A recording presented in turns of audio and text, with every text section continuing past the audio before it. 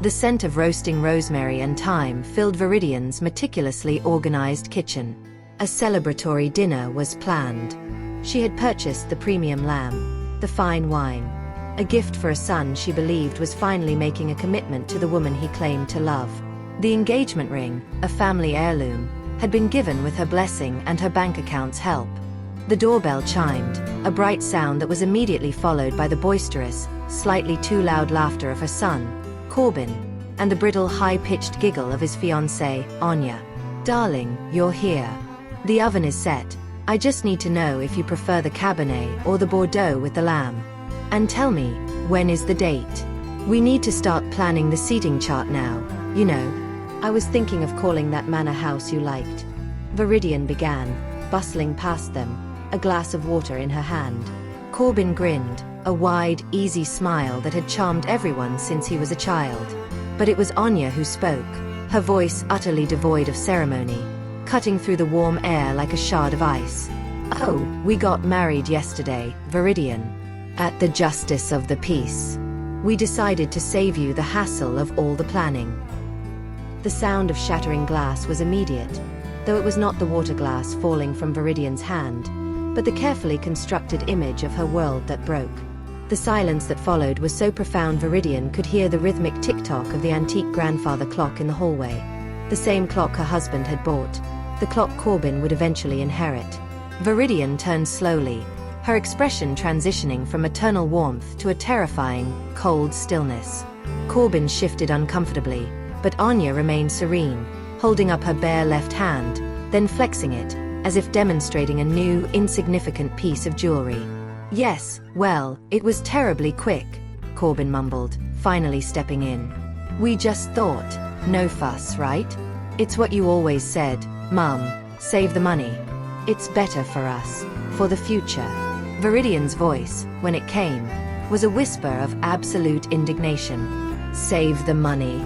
You saved me the hassle of planning your wedding by not inviting me? The mother who paid for your entire education, who subsidized your apartment for 10 years, who put the ring on her hand." Her eyes, usually soft and blue, were now chips of glacial ice fixed on Anya. "Did you think I would demand a $50,000 gala? I would have been happy with a simple garden affair. This," Viridian gestured around her immaculate home, her voice finally rising, "is not saving money. This is betrayal. This is humiliation." Anya shrugged, a gesture of casual cruelty. "Honestly, Viridian, it's just a formality. We're still here, aren't we? Let's talk about the house. Corbin says you're ready to sign over the title now that we're officially married." The shift in the conversation, the immediate pivot to the final asset they wanted, snapped the last thread of Viridian's tolerance. The pain, sharp and physical moments before, crystallized into a weaponized, clear-eyed resolve. She was no longer a mother. She was a ledger keeper who had just discovered a massive fraud. Viridian walked deliberately past the two, ignoring their nervous chatter, and entered her study. She returned not with a serving platter, but with a battered leather-bound notebook, her meticulously kept family expense journal. She opened it to a heavily tabbed page. "Let's talk about formalities and the future, shall we?" Viridian's voice was low, controlled, and infinitely more dangerous than any shout. She pointed a perfectly manicured finger at a line item. 2010 to 2014. Tuition for Georgetown. Full ride, Corbin. You know that's not true. I covered the gap, the housing, the books, the lifestyle. $110,000. She flipped a page. 2016 to 2024. Apartment subsidy in the city. You called it investment assistance. I called it paying 60% of your rent so you could focus on that startup that never started. 8 years of $2,000 per month. That's $192,000. Anya attempted a dismissive cough. "Viridian, this is ancient history. We're talking about your will." "No," Viridian cut her off, her gaze unyielding. "I am quantifying my investment, and your resulting debt. The engagement ring? My mother's diamond. valued at $35,000. The down payment I gave you last year for that disastrous investment in that boutique coffee shop? $50,000. She slammed the book shut, the sound echoing in the dining room. Total, conservatively, of the non-recouped, life-sustaining, unnecessary financial assistance you have received. $387,000. And how do you repay me? You treat me like a sentimental ATM, and then stage a secret wedding to publicly signal that I am not even worthy of a witness seat. Corbin finally lost his easy composure. Mother, stop. It's not like that. Anya just thought. She has family issues. It's complicated. It's simple, Viridian stated, walking to the pantry and pulling out a bottle of cheap supermarket wine, the only thing they deserved. She poured a glass for herself, ignoring them. The ring, Corbin, is family property. It was never intended for an event that excluded me. That marriage event voids the gift. You will return it before the end of the week, or I will file a police report for the theft of an heirloom. Anya's composure finally cracked. Theft? You're insane. We're married. Yes, you are, Viridian agreed, a terrifying calm settling over her. Which means you are now a recognized beneficiary. Which means my ability to trust you is now permanently zero. Every dollar I have ever given you was an act of unconditional love. Your secret wedding was an act of transactional contempt. The transaction is over. Viridian did not sleep that night. By 7 a.m., she was showered, dressed, and had called her oldest, closest friend, Celeste Bellwether. They met at a small, discreet club in the city. Viridian told the story with the cold, factual precision of a prosecutor. Celeste, a woman who had seen the worst of human nature in her decades as a successful gallery owner, listened without interruption, only stirring her tea. They didn't invite you? Celeste finally asked, her voice quiet. They married without telling me, Viridian corrected, emphasizing the cruelty. It was a deliberate, calculated humiliation. A public declaration of my irrelevance. Celeste pushed her teacup away and reached across the table, taking Viridian's hand. Viridian, I hate to be the one to tell you this, but this is worse than you think. I heard things. About 6 weeks ago, I ran into Anya's mother at a benefit.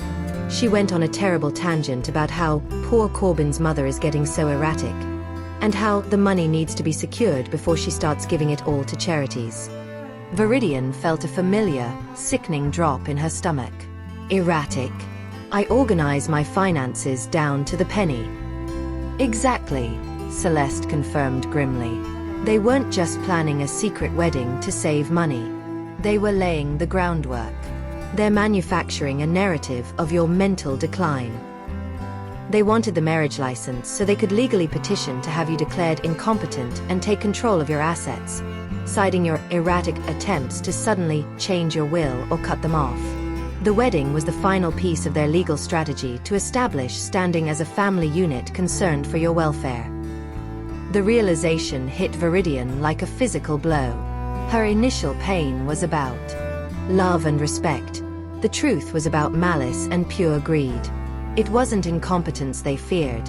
It was her competence and her ability to choose. The humiliation was the beginning of the campaign, not the end. They think I'm an old fool who can be manipulated, Viridian stated, her voice shaking with righteous fury. Celeste nodded. They think you've lost your nerve and your mind. We need to prove them catastrophically wrong. Later that afternoon, Viridian was back in her study, reviewing her portfolio. Her phone rang. It was Corbin, sounding strained. Mum, look, I'm so sorry about the whole wedding thing. Anya is being difficult, but we're a team now. Listen, the accounts. There's a problem. Viridian said nothing, just waited. My primary business account, the one for the consulting firm? I can't access the main line of credit. The bank said there's been a change in the security agreement, and the co-signer's name has been removed. That was you, Mum. I need to pay the rent on the new office tomorrow. It's $15,000. His smooth, charming voice was replaced by a thread of panic. Viridian leaned back in her leather chair, watching the rain start outside her window. This was it. The moment she was supposed to crumble and rush to his aid, the financial rescuer he had always counted on. "You're right, Corbin," Viridian said, her voice completely calm. "I did that this morning. I revoked my signature on all lines of credit, all business loans, and I closed the brokerage account I held jointly for you to learn to invest." "You closed it?" "Mother, that was over $100,000. I had positions in that. What are you doing?" Corbin shrieked, the panic now fully unmasked. "I am securing the assets I worked 30 years to earn," Viridian stated plainly. "I am preparing for a future where I have no dependents and no obligation to finance ingratitude. You're a married man now, Corbin. You and Anya are a team. You must find a way to fund your own life, as all adult teams do." Corbin sputtered, unable to process the total and immediate withdrawal of his safety net. "This is madness. You're acting completely irrationally. I need that money tonight, Viridian." Viridian took a slow, deep breath, savoring the silence before she delivered the final blow. The one-liner that reversed the power dynamic forever. "Madness, Corbin, is expecting free money to follow betrayal." The line went silent for a moment, then Corbin's voice returned, low and venomous, stripped of all filial affection. "You'll regret this, Mother. You think you can just cut off my livelihood? You're clearly not in your right mind. I have rights now, and I have a wife. If you don't restore that access by morning, I'm calling Attorney Gallus and filing a petition to have your current state of mind assessed. You won't just lose your assets. You'll lose your freedom. You cannot win this." The next morning, the confrontation Viridian knew was inevitable arrived. It was 9 a.m. sharp when the doorbell rang with an insistent, aggressive chime. Viridian, dressed in a sharp, business-like navy suit, a calculated move to dispel any notion of the erratic old woman, opened the door. Corbin stood on her porch, his face tight with fury, but he was not alone. Beside him stood Anya, looking equally severe, and a tall, gaunt man in a poorly fitted suit. This was Attorney Gallus, a name known in the city for his predatory approach to family law. "Viridian, we need to talk," Corbin demanded, pushing past her into the elegant foyer. Anya followed, her eyes already scanning the room with proprietary disdain. Attorney Gallus produced a thick, embossed folder. "Mrs. Thorne, I am acting on behalf of your son, Corbin Thorne. I have here a formal notice concerning the urgent necessity of protecting the assets of the Thorne estate." He spoke with the condescending, slow cadence reserved for the elderly or the mentally compromised. Given certain recent highly irregular financial decisions, specifically the sudden unilateral closure of established investment vehicles, Mr. Thorne has filed a preliminary petition. Viridian did not flinch. She closed the heavy mahogany door, trapping them inside her world. "A petition for what, Mr. Gallus? To declare me mentally incompetent?" Gallus smirked. "We prefer the term conservatorship. It is merely a prudent step to ensure the stability of the family assets. As my client has observed behavior he finds deeply troubling and potentially harmful to himself and his new wife. We are prepared to argue that your judgment is impaired." Corbin chimed in, adopting a faux concerned tone. "Mother, this is for your own good. You're confused. Just sign this agreement allowing me immediate access to the trust, and we can stop this embarrassing process now. It's about the house, too. We need the title transferred, or we'll have to argue that the home is a key asset at risk." Viridian walked deliberately into the center of the foyer, forcing them to turn to face her. The rage she felt was pure, a cleansing fire. "Let me be perfectly clear, Corbin. You mistook my patience for weakness and my financial support for an entitlement. You held a secret wedding, a calculated, public slight, and immediately demanded the largest remaining asset. This isn't a concern for my welfare. It is naked elder financial abuse disguised as filial responsibility." She pointed to the door. "Mr. Gallus, you are trespassing. You have served your notice, which I acknowledge. Now, I suggest you take your ill-advised petition and your clients, and leave my private property. If you take one more step toward me or touch anything in this house, I will call the police and file a restraining order." Gallus, accustomed to intimidating soft targets, was stunned by her steel. Corbin, however, took a menacing step closer. "You'll regret this, Mother. You can't fight this. I'm your son. I know everything about your finances." Viridian met his gaze, utterly unflappable. "You knew everything about my generosity, Corbin. You know nothing about my resolve. Now, get out of my house." The power in her command, the sheer force of her dignity, finally broke the aggressive charge. Corbin's eyes flickered, realizing he was facing a brick wall, not a crumbling old woman.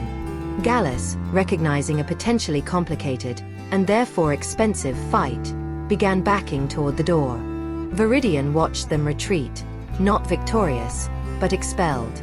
The battle for the house was won, but the war for her freedom had just begun. Viridian knew Attorney Gallus was a viper, and she needed a shield forged in iron. She had initially used her family's general practice lawyer, a kindly man named Mr. Finch, but his experience was in trusts, not litigation. She needed a specialist in the trenches. She called Celeste, who, within the hour, connected her with Lysandra Hale, a formidable lawyer known for aggressively representing victims of financial exploitation and complex family disputes. Lysandra's office was minimalist and stark, reflecting her no-nonsense style. Viridian presented her meticulously kept financial journal and narrated the events, from the secret wedding to Corbin's and Gallus's threat of conservatorship. Lysandra Hale listened, her face unmoving. When Viridian finished, Lysandra pushed the journal back across the desk.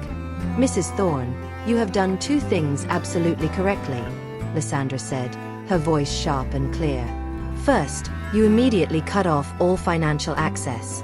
The worst mistake victims make is hesitating to do the first cut. Second, you have this." She tapped the journal. "You have a clear, documented record of decades of financial provision, which entirely contradicts their claim of your hoarding or erratic spending.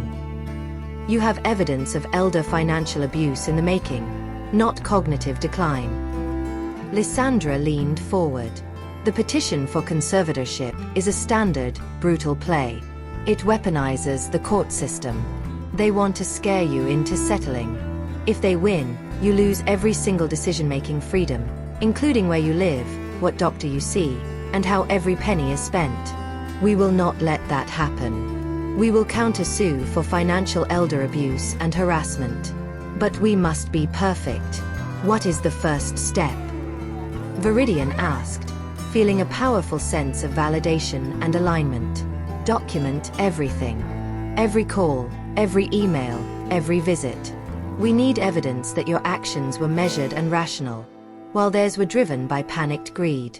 We need to prove this is a calculated attempt to seize assets, not a rescue mission. And Mrs. Thorne, you are clearly lucid and highly organized. Your mind is sound. That will be our greatest weapon." Armed with Lysandra's advice, Viridian began the physical and practical steps of establishing autonomy and security. She called a locksmith immediately and had every exterior door lock changed. She installed discreet, high-definition security cameras covering the entrance and driveway, proof that any future appearance by Corbin and Anya would be a documented trespass. Her old bank accounts were closed entirely, and she opened new ones at an entirely different institution, under strict instructions that her son was not to be given any information. That evening, she met her social ally, Dr. Rhea Vance, at their monthly book club dinner. Rhea was a retired philosophy professor, a woman whose wisdom was as profound as her patience was limited for injustice. Viridian told Rhea about the confrontation, the lawyer, and the conservatorship threat. Rhea placed her book down, her gaze intense. "They tried to make you feel invisible. They excluded you to make you feel worthless. Then they tried to use the law to make you officially incapable. This is the cycle of abuse, Viridian. They need you to feel small so they can justify taking your power." Rhea reached out and squeezed Viridian's hand. "We are your army, my dear. We see you. We know you are not erratic. You are simply an intelligent woman who finally lost her tolerance for a parasitic son. This entire club will stand behind you. If they try to claim you are unfit, we will all write affidavits attesting to your organizational skills, your clarity, and your brilliance. You are not alone. The power of the betrayer rests on isolation. We shatter that illusion. The solidarity from Rhea, the intellectual and emotional validation, was a balm. Viridian realized the battle was not just legal. It was cultural. She needed to prove to the world, and to herself, that her wisdom had simply been dormant, not lost. The next step, Lysandra advised, was to visibly demonstrate competence and self-care. It was a tactical move, designed to contradict the erratic narrative. For the first time since her husband passed a decade ago, Viridian spent money on herself without guilt or calculating how much she should save for Corbin. She visited a high-end boutique, purchasing 2 impeccably tailored dresses and a suit, replacing the tired garments she had been wearing. Then, she visited the city's best salon. She didn't change her style drastically, but her graying hair was professionally shaped and highlighted, giving her face a sharper, more formidable look. She looked in the mirror and saw not the grieving widow or the betrayed mother, but Viridian Thorne, the owner of her own life. The transformation was noticed. Corbin and Anya, now cut off and desperate, escalated their campaign of harassment. They began calling her non-stop, leaving aggressive, pleading voicemails. Corbin drove by the house several times a day, slowing down as if checking if she was still there. Anya posted cryptic, passive-aggressive messages on social media hinting at a family crisis involving a vulnerable older person. Viridian logged every single instance, as Lysandra instructed. The calls became so frequent, sometimes 5 or 6 in an hour, that Viridian filed for a temporary restraining order based on harassment and stalking. Lysandra attached the financial ledger and the conservatorship threat to the filing, establishing motive. The judge granted the order immediately. The official papers for the restraining order were served to Corbin and Anya, stopping their direct harassment. But the silence didn't last. The desperation of the betrayers always seeks a new, higher ground. 2 days after the restraining order was issued, Viridian received a certified letter, not from a lawyer, but from the County Adult Protective Services, APS.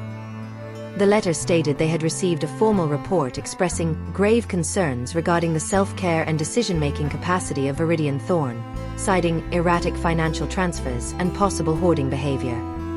The agency was scheduling a compulsory, in-home visit by a social worker to investigate her sanity and safety based on the false reports submitted by Corbin and Anya. The institutional attack had begun. They were trying to use a governmental authority to legitimize their claim that Viridian was mentally unfit to control her own life. The arrival of the Adult Protective Services, APS, social worker, Ms. Helena Shaw, felt like the ultimate invasion of Viridian's privacy and dignity. It was a cold Tuesday morning when the woman arrived, clipboard in hand, her expression professionally neutral, the perfect mask for an implicit judgment. Viridian was prepared. Lysandra Hale was already seated discreetly in the living room, ready to observe and interject if necessary.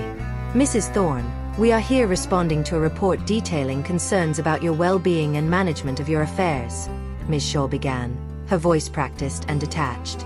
I understand, Viridian replied calmly, offering Ms. Shaw a cup of tea, which was politely declined. The report was filed by my son, Corbin Thorne, and his wife, Anya Rourke, shortly after I cut off their decades-long financial support and secured a restraining order against them for harassment. Viridian immediately shifted the power dynamic. She didn't wait to be assessed. She took control of the narrative. Lysandra slid a binder across the coffee table toward Ms. Shaw. Before we proceed, Ms. Shaw, Lysandra interjected smoothly, I must insist you review these documents. They include the affidavit for the restraining order, the financial ledger kept by Mrs. Thorne, and the petition for conservatorship filed by Mr. Thorne. This documentation clearly establishes a motive for the APS report, a desperate attempt at retaliation and asset seizure by individuals facing financial cutoff. Ms. Shaw, visibly surprised by the organization and the presence of legal counsel, took the binder. While Ms. Shaw was reviewing the documents, Viridian led her through the house. She showed the social worker the meticulously clean, organized kitchen, contradicting the hoarding claim, and the study where she managed her investments, refuting the erratic decision-making. Ms. Shaw, I have recently changed banks, revised my will, and engaged a litigation specialist to protect my assets from people who view my life savings as their birthright, Viridian explained, her tone firm. My actions are not erratic. They are calculated responses to sustained abuse. If I am mentally impaired, it is only by the shock of realizing that the people I loved most were plotting to have me declared incompetent while I was preparing their celebration dinner. After an hour, Ms. Shaw's professional facade wavered. She closed the binder, her eyes narrowed, but not at Viridian. Mrs. Thorne, I apologize for this intrusion, Ms. Shaw said. The volume and clarity of your documentation, coupled with the pending legal actions, paint a very clear picture of motivated false reporting. The case file will be closed immediately, citing a lack of verifiable risk factors and substantial evidence of sound cognitive function. Furthermore, I will note in the file that the complainant's motives are highly questionable and likely predatory. The institutional attack had not only failed but had boomeranged, validating Viridian's sanity and casting official suspicion onto Corbin and Anya. Defeated in their attempts to use the state, Corbin and Anya grew desperate. Lysandra alerted Viridian that Gallus had submitted a new filing to the court, including what appeared to be a professional opinion supporting their claim. The document was an unsigned letter from Dr. Alastair Rourke, a respected, but somewhat scatterbrained community psychiatrist who managed a private clinic. The letter claimed to report disturbing observations regarding Mrs. Thorne's increasingly paranoid and isolationist behavior. Viridian stared at the name. Rourke. Is he related to Anya? Her estranged older brother, Lysandra confirmed. He runs a private clinic with some serious financial difficulties, last I checked. This letter is clearly fabricated or coerced. Viridian took decisive action. She didn't confront Corbin. She went directly to the source. She booked an appointment with Dr. Rourke under an assumed name, Mrs. V. Thorne, claiming to seek advice on a complex family dispute involving a sudden inheritance.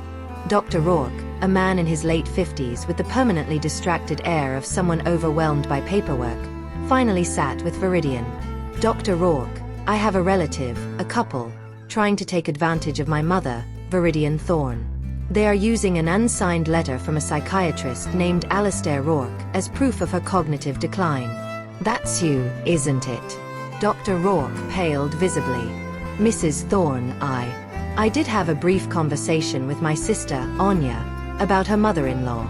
I was under the impression that her mother-in-law was truly suffering from delusion and needed help. I provided a template of what a letter might look like. Should I review her chart? I never signed or authorized the use of my name.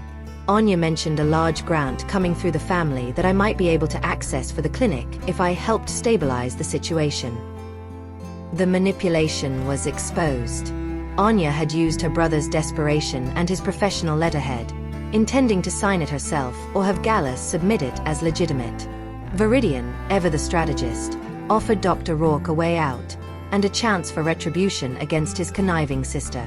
Dr. Rourke, I am not asking you to lie. I am asking you to tell the truth, Viridian said, sliding a typed retraction letter and an affidavit across his desk. Sign this retraction, stating that the previous letter was a draft, fraudulently submitted without your consent or clinical opinion. I will also require you to testify that you were misled and that Anya Rourke attempted to involve you in her scheme, possibly committing professional misconduct and a felony. Dr. Rourke, facing ruin from both professional liability and financial collapse, grabbed the pen. I'll sign it. I never should have listened to that vulture of a sister. I never even met you, Mrs. Thorne. You are clearly the most mentally sound person in this entire saga. The next strategic move was to secure irrefutable, impartial evidence of her own competence. While Ms. Shaw's report was good, a formal, court-admissible assessment was better. Viridian, on Lysandra's advice, submitted to a comprehensive neutral psychiatric and cognitive assessment by Dr. Evelyn Cross, a specialist hired by the court but paid for by Viridian, a calculated expense. The testing was grueling: memory recall, complex problem solving, financial scenario analysis, and structured personality interviews. Viridian approached the tests with the same quiet determination she brought to her investment portfolio. 2 weeks later, the results arrived. Lysandra called Viridian, her voice radiating satisfaction. "Mrs. Thorne, Dr. Cross's official report is in. The conclusion is unambiguous. Mrs. Viridian Thorne displays an above-average level of cognitive function and executive control for her age cohort. Her financial decisions and life planning strategies demonstrate rational, logical, and future-oriented thinking. There is no evidence of impairment, delusion, or psychiatric distress beyond the normal and appropriate response to sustained family harassment." This report was the silver bullet. It didn't just counter Corbyn's claims, it annihilated them. It transformed her erratic behavior into evidence of sound judgment. Lysandra immediately filed the report with the court, alongside Dr. Rourke's retraction, turning the entire legal posture of the case from a defensive fight against conservatorship into an offensive lawsuit against abuse. Viridian knew the final act would be draining, but she would not face it alone. She arranged a private dinner for her core allies: Celeste Bellwether, the pragmatic friend; Dr. Rhea Vance, the philosophical anchor; and Lysandra Hale, the legal strategist. As they ate, the mood was one of quiet confidence. Celeste pledged to testify about the villain's malicious gossip campaign. Rhea offered to compile character references from every member of the book club, presenting Viridian as a pillar of intellectual clarity. "The evidence is overwhelming, Viridian," Lysandra concluded, tapping her wine glass. "They have no case. Their entire petition is founded on greed and lies, and we have dismantled every single piece of their narrative." But in that moment of victory, a wave of profound, bone-deep sorrow washed over Viridian. She looked at the faces of the people who had stood by her, strangers compared to the flesh and blood she had birthed. "It is a victory, Lysandra," Viridian whispered, her eyes filling with unshed tears. "But I paid for it with my son. I mourn the dream I had, the illusion of a family who loved me unconditionally. They forced me to quantify my love in dollars, and in doing so, they revealed that my heart meant nothing to them. The fight is irreversible because the love is dead. I am going to win my freedom, but I have already lost my son." Rhea reached out, holding her hand. "You lost a betrayal, Viridian. You kept your dignity. That is the only part of your son worth fighting for." The evening ended with the allies energized and focused. Viridian felt a cold, determined calm. She had done everything humanly possible. Yet, the legal machine grinds slowly. The next morning, a thick envelope arrived via court messenger, the final summons for the conservatorship trial. The date was set for 1 week from today. Despite the evidence, despite the army of allies, she knew that in a courtroom, a manipulative liar can sometimes sway a judge. Her freedom, her reputation, and her entire life's work were still dependent on her final performance in the ultimate theater of injustice. The courtroom was austere, dominated by dark wood and the elevated bench of the judge. Viridian sat at the petitioner's table, flanked by Lysandra Hale. Across the room, Corbyn and Anya sat with Attorney Gallus, their expressions a mix of entitlement and desperate anxiety. The proceedings dragged through the morning. Gallus presented his threadbare evidence: the initial retracted expert letter, the vague claims of erratic financial activity, which Viridian's meticulous records easily debunked, and Corbyn's tearful testimony about his mother's sudden aggressive change in personality. Corbyn claimed he was only trying to protect her from herself. Lysandra, in her cross-examination, tore through their case, introducing the APS closure report, Dr. Rourke's retraction, Dr. Cross's definitive cognitive assessment, and the documented pattern of financial support followed by immediate legal retaliation. Finally, Viridian was called to the stand. She was sworn in and composed. Lysandra asked the opening questions, establishing Viridian's history of financial management and the events of the secret wedding. Then, Gallus stood for his cross-examination, his tone dripping with patronizing concern. "Mrs. Thorne, if you are so mentally sound, Why did you feel the need to suddenly close all lines of credit to your son, thereby jeopardizing his business and financial stability? Isn't that an inherently cruel and erratic action? Viridian looked directly at the judge, ignoring Gallus entirely. Her voice was steady, resonant with the authority of someone who had faced down betrayal and refused to surrender. Your Honor, I will answer that question honestly. For 30 years, I gave my son unconditional financial support, an investment of nearly $400,000, because I believed I was investing in his future and, more importantly, in our relationship. The moment he and his wife deliberately orchestrated a secret wedding to publicly humiliate me and immediately followed it up with a demand for my house and a petition to seize my assets, they sent a clear message. My love was transactional. My value was strictly monetary. She continued, holding the gaze of the judge, Justice Hawthorne, a woman known for her keen sense of justice. When I cut off the funds, I was not being erratic. I was being rational. I executed a fiduciary duty to myself. Why would any competent person continue to fund a hostile takeover of their own life? This conservatorship petition is not about my mind. It is about their greed. They wish to have me declared incompetent so they can legally seize the assets they failed to charm or bully out of me. Justice Hawthorne leaned forward. Mr. Thorne, you claim you acted out of concern for your mother. Did you or did you not file this petition immediately after she removed you from her lines of credit? Corbin, flustered, could only mumble.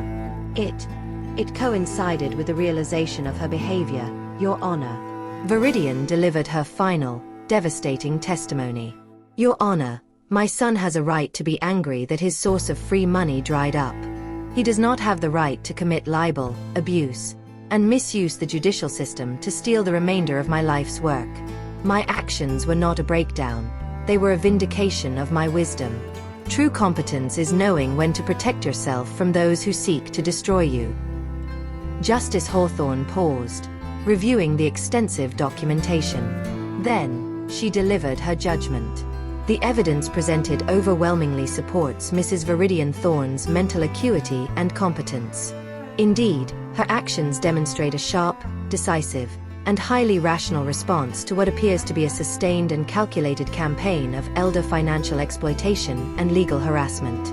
The petition for conservatorship is hereby denied with extreme prejudice. A sharp gasp came from Anya. Justice Hawthorne didn't stop there.